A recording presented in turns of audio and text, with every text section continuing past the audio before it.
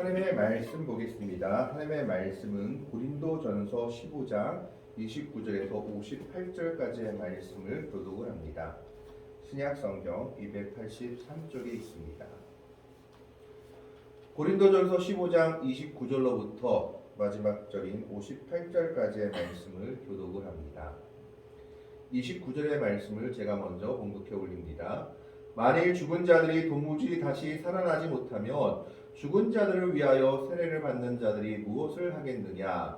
어찌하여 그들을 위하여 세례를 받느냐? 또 어찌하여 우리가 언제나 위험을 무릅쓰기로 형제들아, 내가 그리스도 예수 우리 주 안에서 가진 바 너희에 대한 나의 자랑을 두고 단언하노니 나는 날마다 죽노라. 내가 사랑의 방법으로 너희에게서 생수와 떡을 사오자면 내가 무슨 일이 있으며 죽은 자가 다시 살아나지 못한다면 내일 죽을 터이니 먹고 마시자 하리라.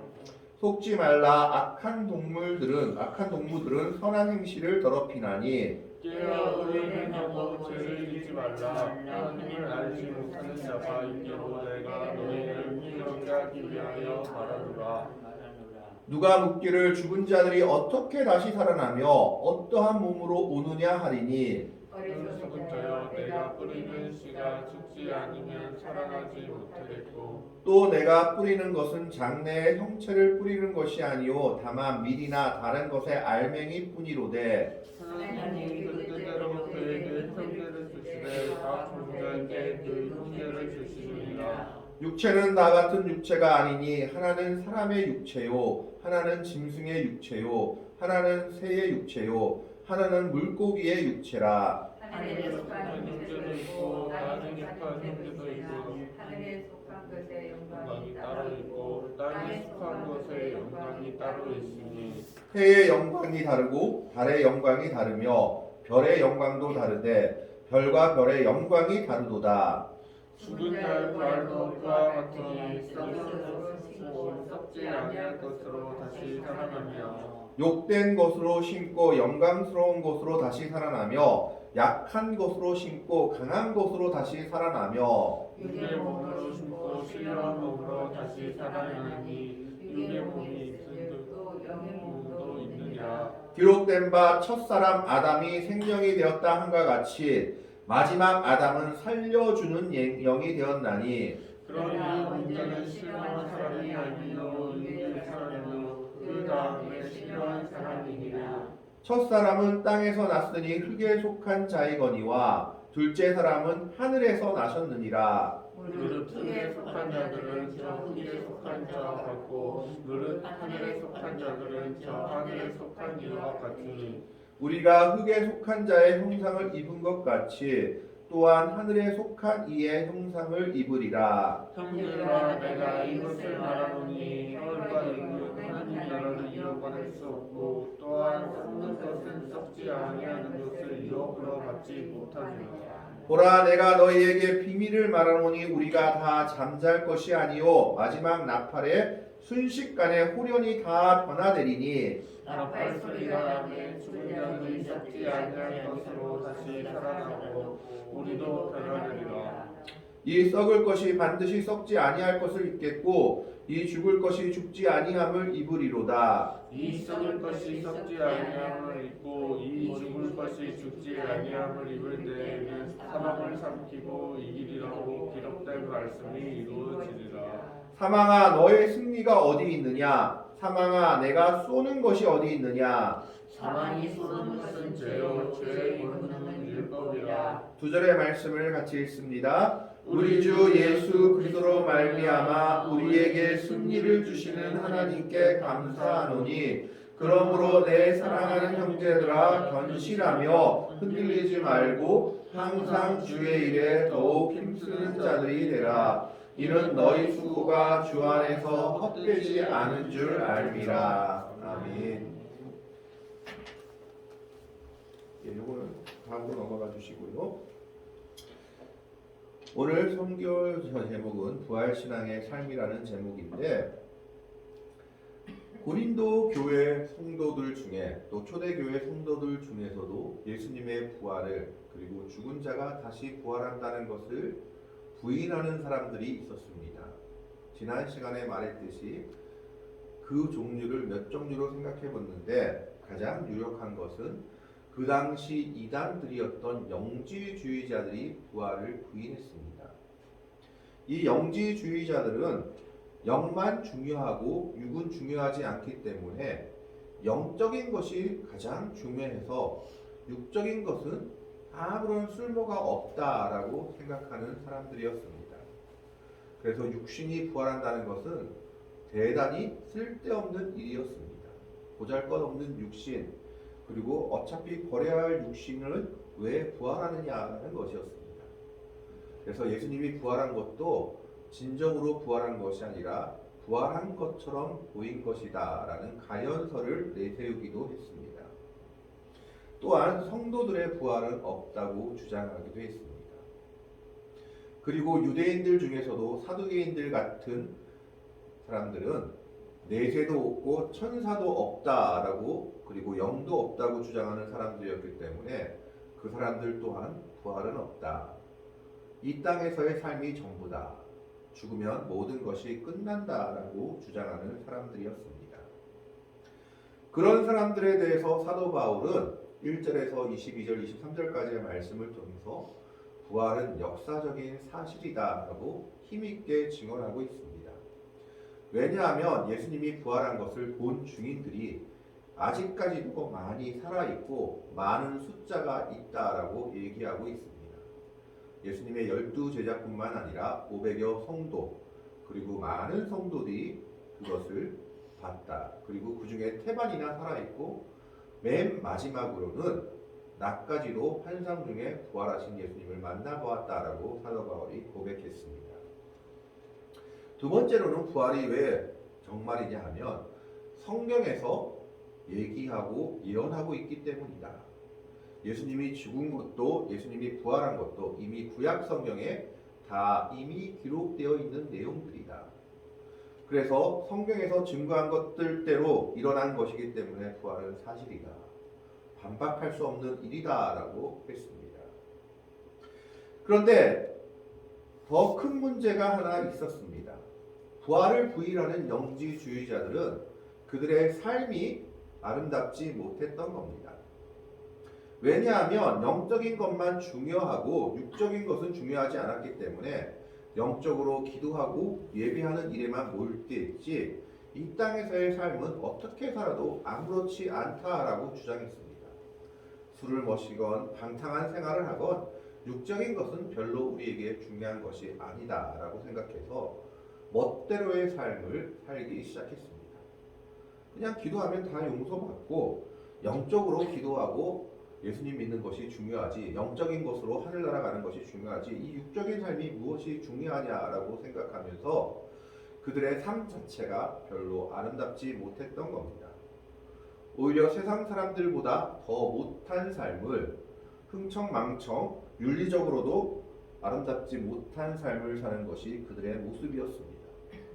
그러면서 그들은 오히려 또 교회에서 신앙을 따라 바르게 살려고 하는 사람들을 비웃었습니다. 그렇게 살아봤자 뭐 하느냐? 어차피 우리 육은 아무 소용도 없고 육체는 구원받지도 못할 거고 영적으로 영만 중요한 것인데 어리석게 산다라고 그들을 비난했던 겁니다. 이런 사람들에 대해서 오늘 사도 바울은 부활 신앙을 가지고 있다면 우리는 그렇게 살 수 없고 부활 신앙은 어떤 것인지에 대해 오늘 본문에서 얘기하고 있는 겁니다. 영지주의자들은 육적인 것을 너무 등한시했기 때문에 육적인 삶 자체를 부인했던 겁니다. 그러면서 부활이 정말 없는지에 대해서 세 가지 정도로 얘기하고 있습니다. 첫 번째로 그들의 관습을 들어서 너희는 부활이 없다고 하면서 왜 이런 관습은 지키는지를 물어보고 있습니다. 29절 말씀에 보면 만일 죽은 자들이 다시 살아나지 도무지 다시 살아나지 못하면 죽은 자들을 위하여 세례를 받는 자들이 무엇을 하겠느냐? 어찌하여 그들을 위하여 세례를 받느냐라고 물어보고 있습니다. 이 당시 고린도 교회나 이방 교회에 퍼진 관습 중에 하나가 뭐냐 하면 예수를 믿었는데 세례를 받지 못하고 죽는 사람들이 있었습니다. 우리는 지금 세례를 어떻게 보면 조금 쉽게 받을 수 있지만 이 당시 세례를 받는다는 것은 예수를 믿고도 힘든 일이었습니다. 이 당시 세례라는 것은 자신의 모든 삶의 방향을 완전히 턴하는 일이었기 때문에 지금처럼 쉽게 받을 수 있는 것이 아니라 깊은 고민과 결단을 한 후에 받을 수 있는 것이 세례였습니다. 그래서 믿는 자 중에서도 세례받지 못하고 끝까지 세례에 대한 결단을 하지 못하고 죽는 사람들도 있었던 겁니다. 그런데 그들이 세례받지 못하고 죽은 것을 안타깝게 여긴 그들의 가족이나 친족들이 믿는 자가 되어서 후에 믿는 친족들이나 가족들이 죽은 사람을 대신해서 세례를 받는 관습이 있었던 모양입니다. 이 사람이 세례받지 못했지만 내가 이 사람을 대신해서 세례를 받아서 이 사람이 세례받은 것으로 인정해주는 그런 관습들이 있었던 겁니다. 물론 이것이 신학적으로 올바른 모습은 아닙니다.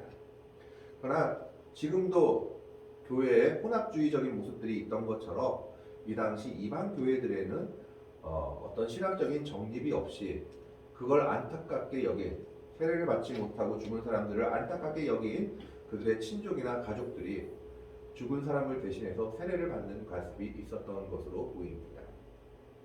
사도 바울은 여기서 이제 신학적으로 이것이 옳다 그르다를 따지는 것이 아니라 너희가 부활을 믿지 않는다면 왜 죽은 자를 위해서 대신 세례를 받느냐? 이 사람이 다시 살아날 것을 믿기 때문에 부활 후에 세례자가 되지 못한 것을 안타까워해서 너희가 그들을 위해서 대신 세례를 받는 것이 아니냐라고 물어보고 있는 겁니다. 너희 마음속에 이미 부활에 대한 것을 인정하고 있지 않느냐? 이미 너희들도 영지주의라는 자들도 이런 관습을 지키고 있지 않느냐? 교회의 성도들이 이런 관습을 지키는 이 자체가 부활을 인정하고 있는 것이 아니냐라고 물어보는 겁니다. 두 번째로 부활이 없다 하면 뭐가 잘못됐느냐? 죽은 자를 위한 세례도 아무 의미가 없지만 바울은 내가 이렇게 사도로서 고난받고 지금 사도의 길을 행하는 자체가 아무런 의미가 없다라고 얘기하고 있는 겁니다. 30절 말씀에 또 어찌하여 우리가 언제나 위협을 무릅쓰리요. 31절 말씀에 형제들아 내가 그리스도 예수 우리 주 안에서 가진 바 너희에 대한 나의 자랑을 두고 단언하노니 나는 날마다 죽노라. 그가 사도 바울의 직분을 감당하면서 여러 가지 어려움들을 내가 날마다 죽는 것이다라고 고백합니다. 그런데 그가 이런 고난을 감당할 수 있는 이유는 마지막 소망이 그에게 있기 때문입니다. 부활 소망이 그에게 있기 때문에 그는 이 모든 어려움들을 기꺼이 기쁨으로 받아들일 수 있다라고 말하고 있는 겁니다. 그리스도인들이 믿음을 지키기 위해서 고난을 받는 그 자체가 부활 신앙을 가지고 있기 때문에 감당할 수 있다라는 겁니다. 마지막 소망이 있기 때문에 감당하는 것이지 그렇지 않다면 우리가 뭐하러 이런 일들을 하겠느냐 하는 겁니다. 미친 자요 가장 불쌍한 자가 될 것이다 라는 것을 얘기합니다.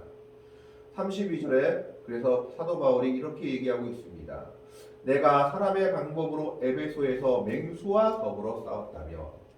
이것이 원형 경기장에서 검투사들이 맹수와 싸우는 것을 의미하고 있는 것인지 아닌지에 대한 논의가 있습니다.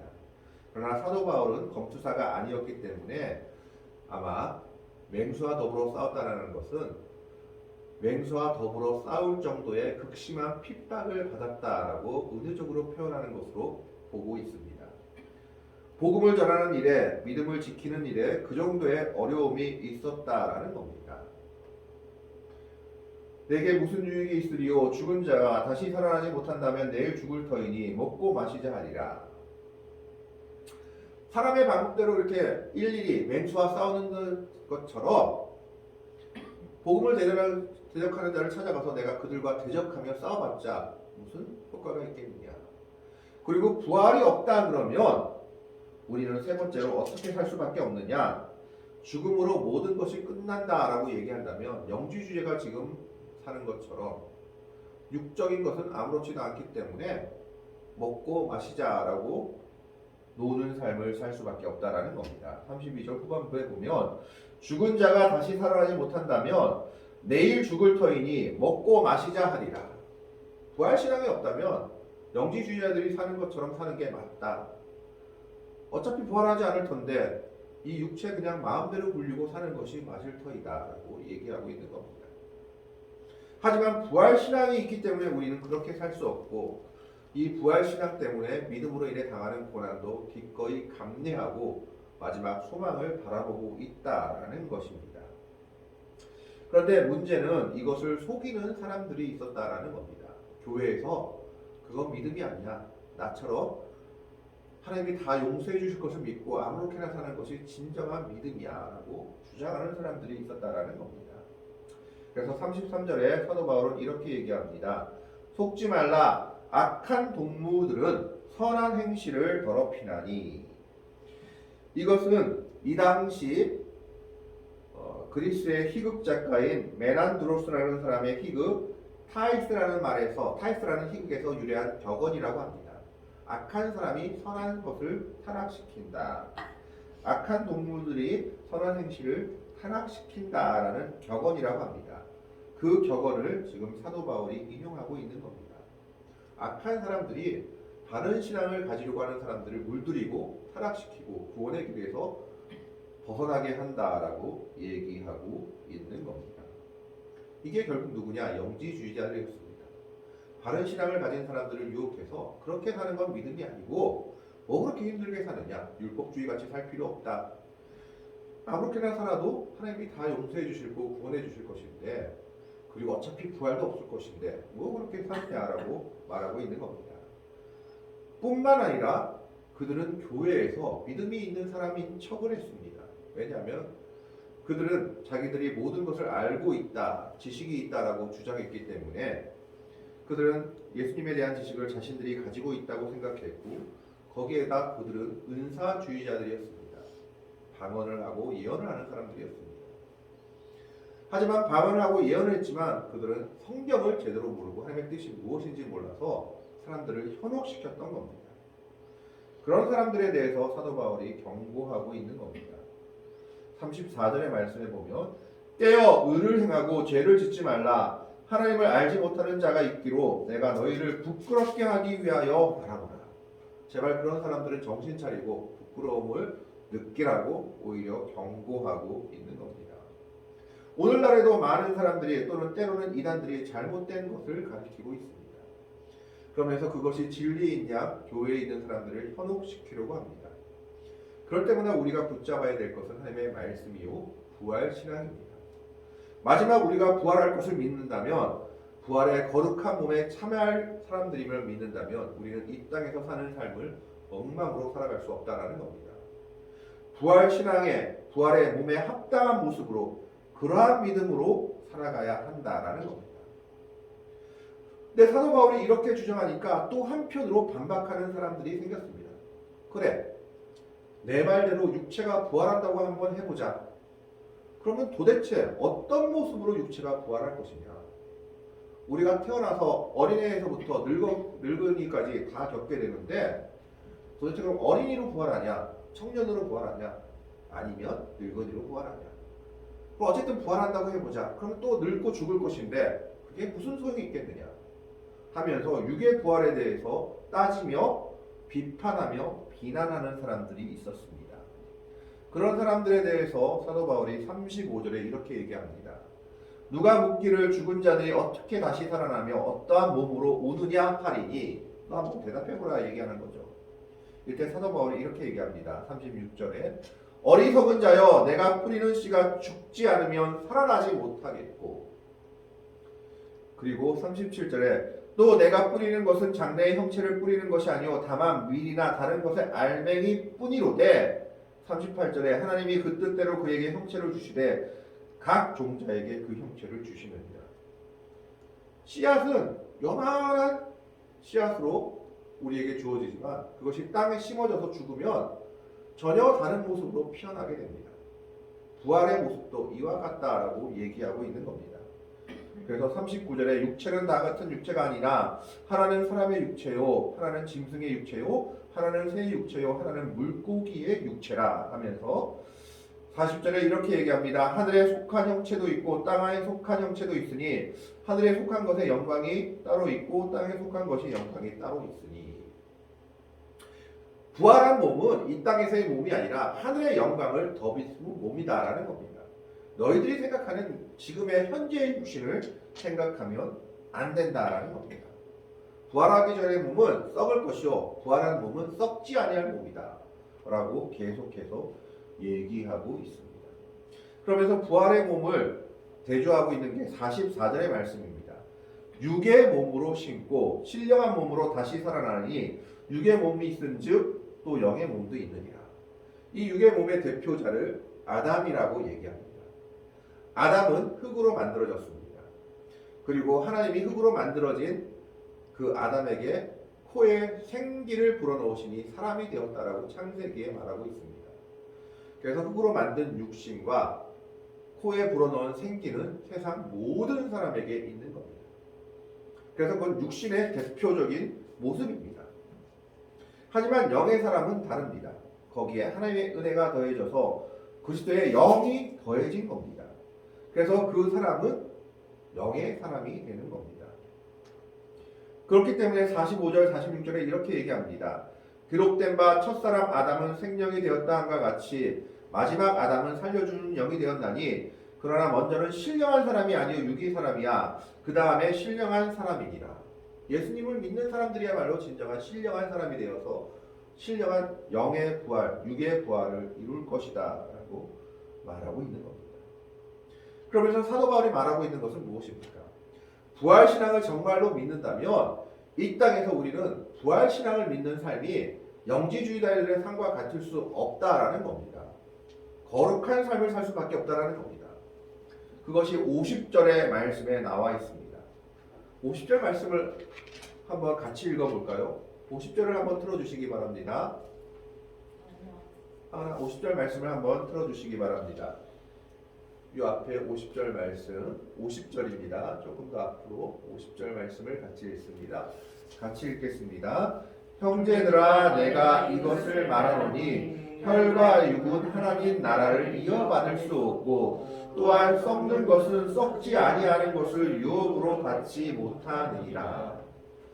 부활신앙을 가지지 않고 마음대로 사는 사람들은 하나님의 나라에 들어갈 수 없다라는 겁니다. 이것이 물론 행위 구원이 아니라 진정한 부활신앙을 가지고 있다면 내가 부활의 몸에 어울리는 삶을 살 수밖에 없다라는 겁니다. 그것이 진정 부활신앙을 가진 믿음의 백성들의 삶이다라고 얘기하고 있는 겁니다. 우리가 진정 부활신앙을 믿는다면 부활신앙의 삶은 이 땅에서의 삶도 하나님의 영광을 나타내는 삶 속을 살 수밖에 없다라는 겁니다. 혈과 육은 하나님의 나라를 결코 이어받을 수 없다라고 얘기하고 있는 겁니다. 그러면서 마지막 결론적으로 사망이 패배할 것임을 말하면서 우리가 어떻게 살아야 될지를 57절, 58절의 말씀을 통해서 얘기합니다. 그 다음 마지막 절을 한번 보겠습니다. 57절, 58절을 한번 틀어주시기 바랍니다. 57절, 58절에 이렇게 얘기합니다. 우리 주 예수 그리스도로 말미암아 우리에게 승리를 주시는 하나님께 감사하노니 그러므로 내 사랑하는 형제들아 견실하며 변하지 말라는 것이죠. 흔들리지 말고 항상 주의 일에 더욱 힘쓰는 자들이 되라. 부활신앙을 가진 자들은 하나님의 나라에 더욱 열심을 내고 주의 일에 힘쓸 수밖에 없다는 겁니다. 이는 너희 수고가 주 안에서 헛되지 않은 줄을 알리라. 우리가 진정 부활신앙을 가지고 있다면 오늘 본문 말씀처럼 우리는 부활신앙의 삶이 세상과는 다를 수밖에 없다라는 것을 사도 바울이 이야기하고 있는 겁니다. 혈과 육은 하나님의 나라를 이어받을 수 없기 때문에 진정한 부활신앙을 가진 사람들의 삶은 하나님의 영광을 나타내는 삶, 성령의 은혜를 따라 살아가는 삶일 수밖에 없다라는 겁니다. 때로는 우리를 흔들리게 하고 때로는 우리를 넘어지게 하는 일들이 세상에 많이 있고 우리의 귀에 들려온다 할지라도 좌절하지 말고 흔들리지 말고 너희가 가진 믿음 그대로 행하라고 사도 바울은 권면하고 있습니다. 왜냐하면 우리가 그렇게 사는 것이 어리석은 일 같지만 결코 어리석은 일이 아니라 주 안에 사는 숙고가 헛되지 않다라고 성도들에게 권면하고 있는 겁니다. 영지주의자를 사는 것을 보면 고린도 교회 바르게 사는 믿음의 사람들은 때로는 불안하기도 하고 때로는 자기 자신이 잘못됐나 후회하기도 했을 겁니다. 아니 믿음에서 저렇게 쉽게 사는데 나만 이렇게 어렵게 사나 이렇게 사는 것이 맞는가 하는 의구심이나 자문이 들기도 했을 겁니다. 그러나 사도 바울은 분명히 이야기합니다. 그것이 맞다라는 겁니다. 우리가 정말 부활신앙을 가지고 있다면 이 부활신앙을 믿는 삶은 다르다라는 겁니다. 하나님의 영광을 나타내는 삶, 은혜의 삶을 살 수밖에 없다라고 얘기하고 있습니다. 어떤 일에도 흔들리지 말고 그 믿음의 길을 걸어가라고 권면하고 있는 겁니다. 그 수고를 하나님께서 알아주고 계시고 결코 그 삶은 헛되지 않다라고 말하고 있습니다.